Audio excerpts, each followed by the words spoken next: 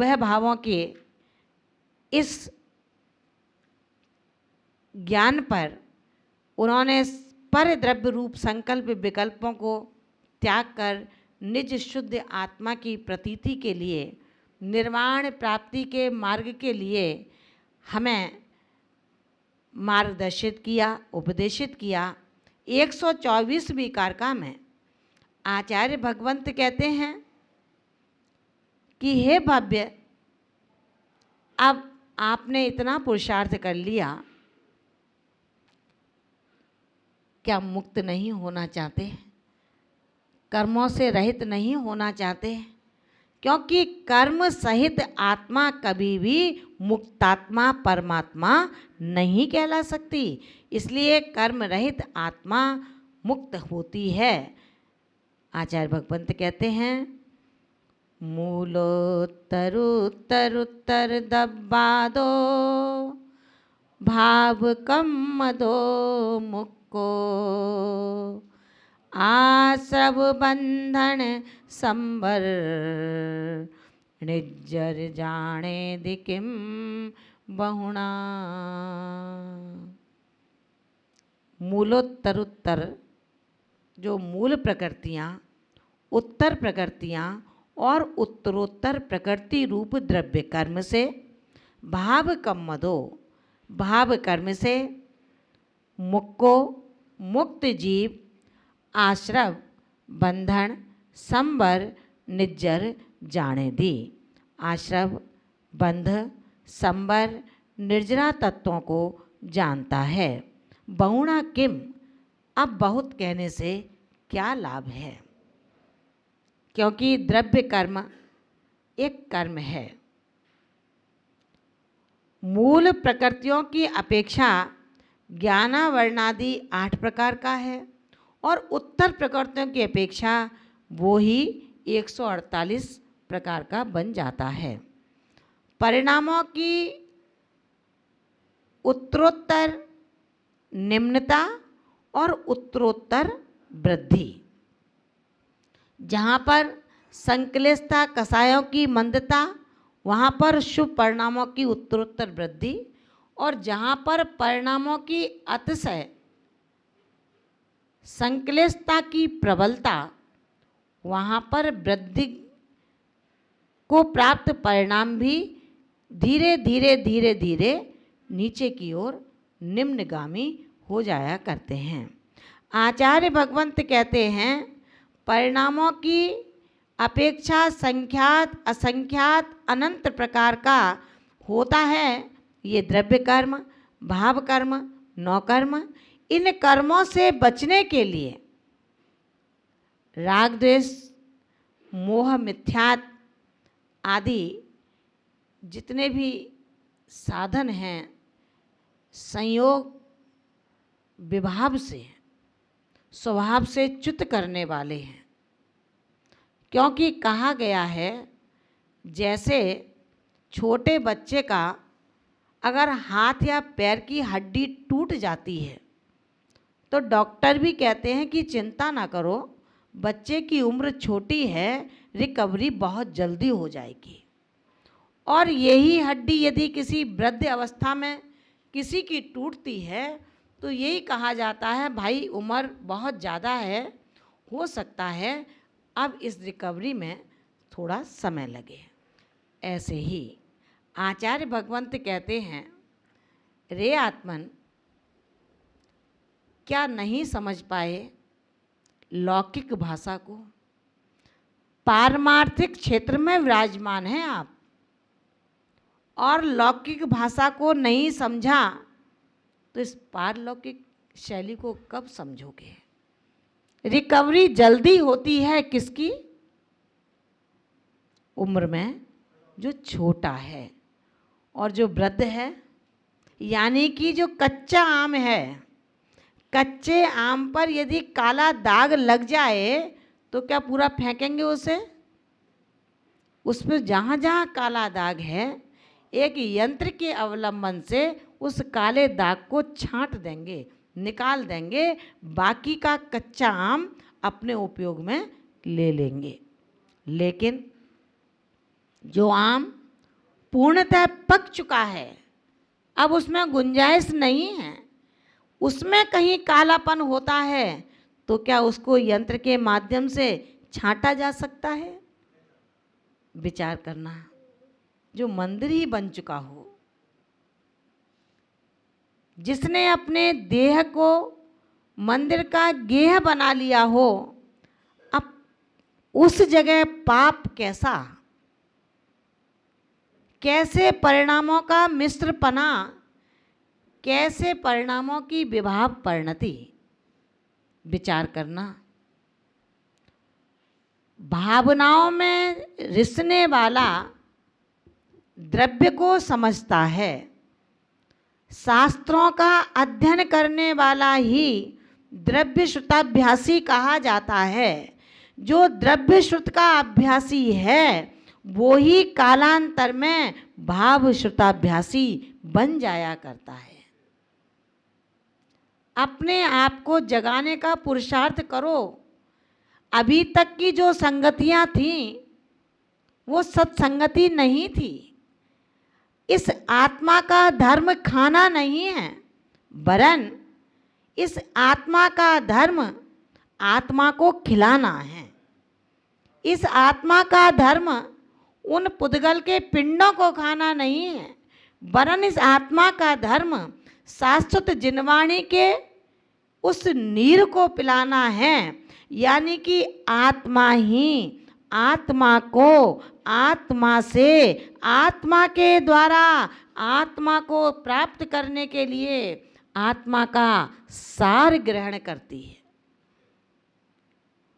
ध्यान रखना महानुभावों, अब तक मोह के मद में मैं झूमता रहा, अनादि से मोह का मद पिया है और यही कारण है मोह के मद से अति मोहित होता हुआ अज्ञान से, दुर्ध्यान से इष्ट संयोग और अनिष्ट इष्ट संयोग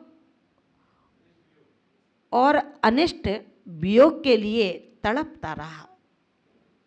ये चेहरा मुझे पसंद नहीं है, ये मुझसे थोड़ा दूर बैठे, ये जगह मेरी है, आप अपना थोड़ा सा स्थान उधर करें। ये दीवार तक मेरा जमीन है, मुझे पिता ने दी है, भाई को दूर करता है। क्या जमीन, क्या मकान, क्या सोना, क्या चांदी। हे आत्मन, ध्यान रखना, आज आप संसारी जरूर हैं, लेकिन संसार आपके अंदर नहीं होना चाहिए। गृहस्थ अवस्था में गृहोचित सारे कर्तव्यों को करने वाला ज्ञानी सम्यक दृष्टि भव्य आत्मा जब अपने पुत्र पुत्री के कर्तव्यों का निर्वाह करता है, उसे यह अच्छी तरह पता है कि अपने कर्तव्यों का निर्वाह कर रहा हूँ।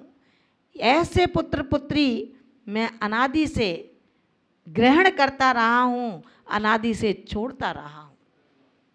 लेकिन आज जब बोध जगा है तो अज्ञान से मोहित जीव निरंतर यही सोचता है ये पुद्गल द्रव्य जितने भी हैं वो मेरे हैं। जाने दो, जो बद्ध हैं वो तो तेरे हैं ही, लेकिन जो निबद्ध हैं अभी उनको भी तू अपना मानता है।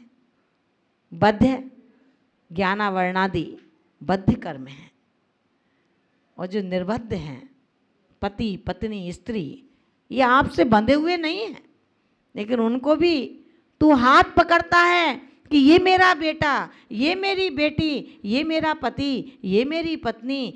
आचार्य भगवंत कहते हैं, रे मूढ़ कब जागेगा, तोड़ दे तंद्रा को, इस तंद्रा में कब तक सोता रहेगा। जब समय गुजर जाएगा ये तन थक जाएगा। जब अभी थका हुआ तन जिसमें कोई रोग नहीं है, कोई शोक नहीं है, तब तेरी ये चर्म चक्षु खुल नहीं पा रहे। कल तक खाया है, आज फिर मिलेगा, फिर मिलेगा, लेकिन कितना भूखा है।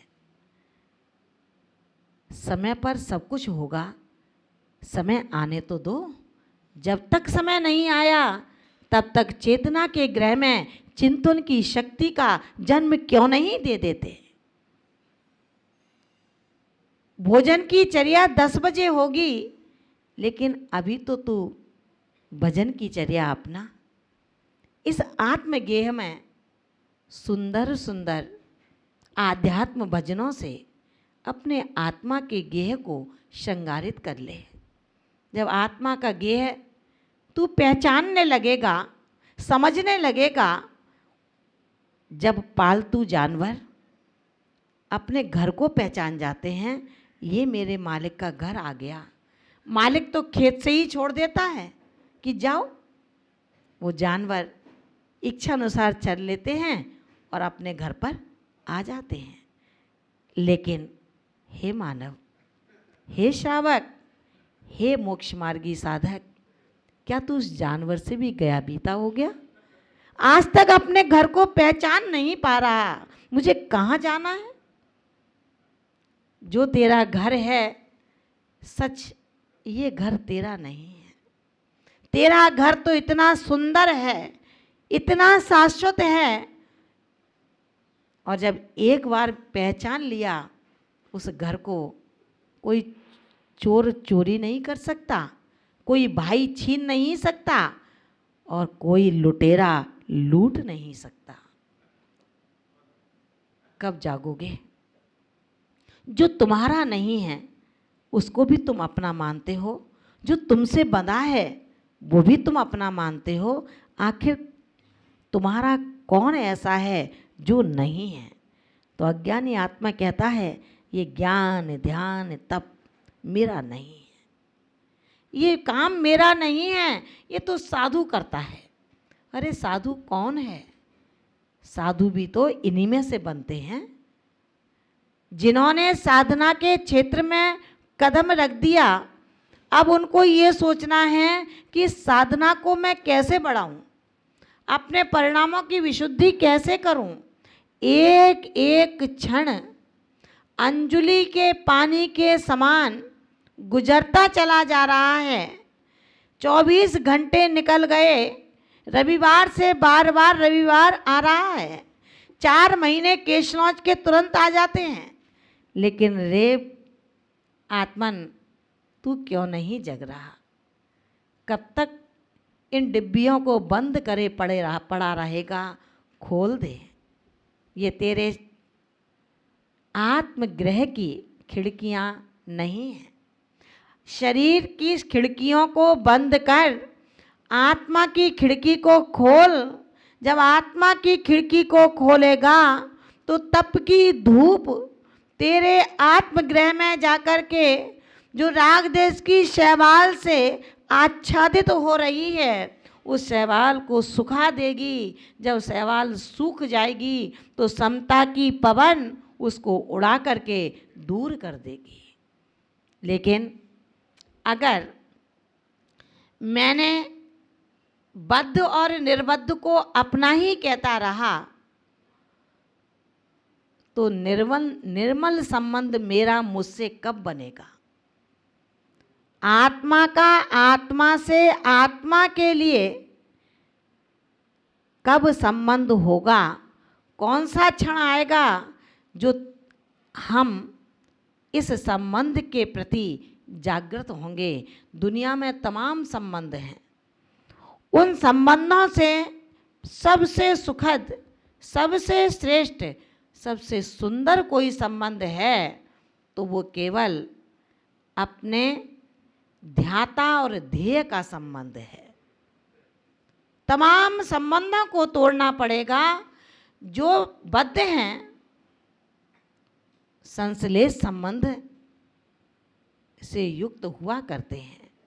संबंध अनेक प्रकार के हैं। आधार आधेय संबंध है, कारण कार्य संबंध है, श्रद्धा श्रद्धेय संबंध है, ज्ञान ज्ञेय संबंध है, संश्लेष संयोग संबंध है।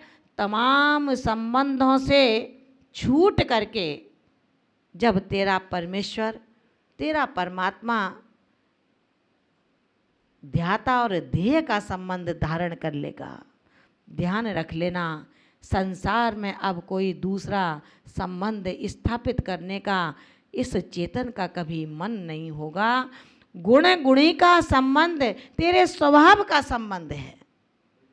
गुण गुणी के संबंध में रम जा, उस संबंध को टूटने मत दे।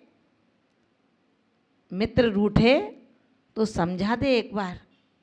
मित्र इसलिए रूठा है क्योंकि तूने उसकी अनुकूलता में प्रतिकूलता बरत दी।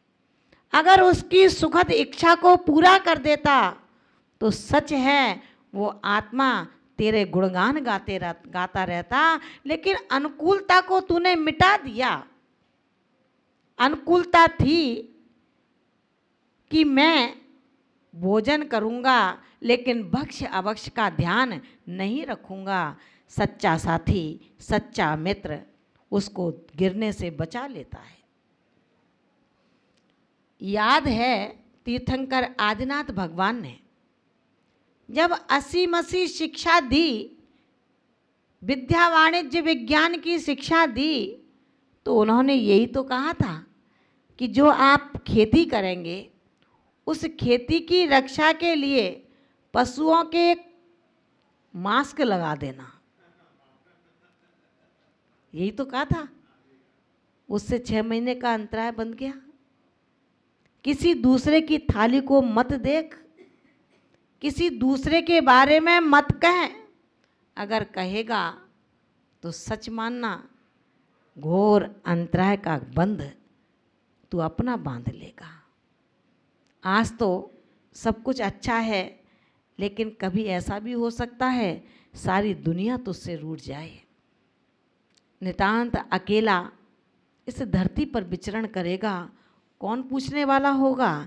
इसलिए आप अपने पुण्य रूपी मित्र को कभी जुदा ना करो, उस मित्र को हमेशा साथ रखो।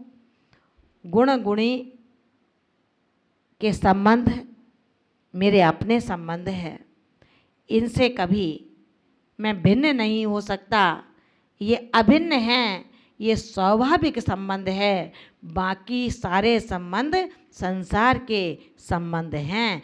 उन संसार के संबंधों से मुझे कुछ लेना देना नहीं है। यदि सांसारिक संबंध बढ़ाए जाते हैं तो ध्यान रखना, संसार का संबंध जिसने बढ़ाया उसने जिनवाणी के श्रवण करने का एक उपादेय खो दिया।